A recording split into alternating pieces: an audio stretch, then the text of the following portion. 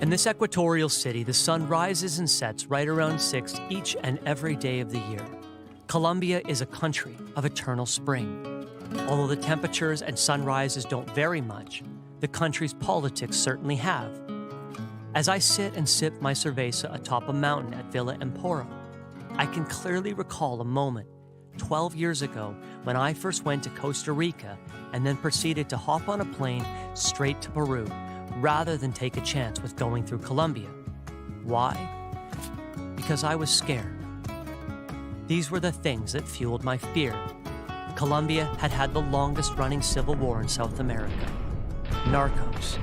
Millions of displaced civilians because of the civil war.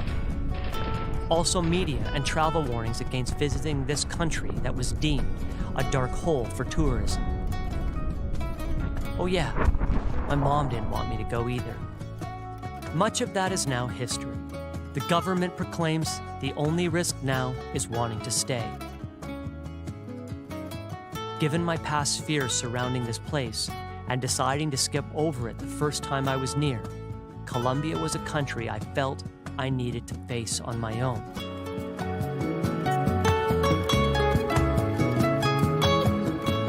Today, Colombia is probably the best place to be because Colombia is having the wildest, most interesting change ever in all its history. From Canada, you hear these stories about in Colombia, it's not safe, or it wasn't safe to leave the cities, and that if you traveled out of the country into the mountains and on those roads, you could get abducted, you could get kidnapped. There's been stories of people even being murdered. Today, if I arrived in Bogota with my family, would it be safe to get in a car and drive into the mountains? First of all, tourists were never the specific target of the illegal armed groups. You know, this was a war between the state and illegal armed groups. So they were not specifically targeted. It is true that Colombia has become safe to travel.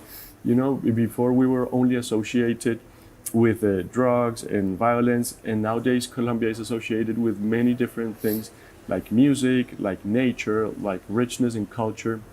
Colombia has had 3 tourism campaigns, international tourism campaigns. The first one was, the only risk is wanting to stay.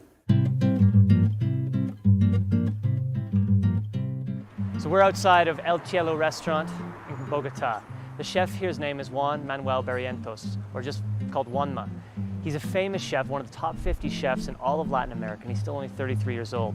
So we're here to taste some Colombian cuisine, but more importantly, Juanma started a foundation that helps victims who were displaced during the wars here, helps bring them and rehabilitate them back into society through his restaurant.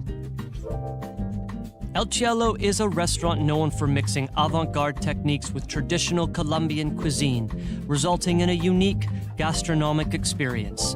Think of it as part art, part science, and part good old-fashioned cooking. The result? Well, it's kind of like visiting a spa or an amusement park, but for your mouth. A light steam, some tasty bubbles, a little chocolate cleanser, exfoliating scrub, warm rinse, and you're left feeling very satisfied.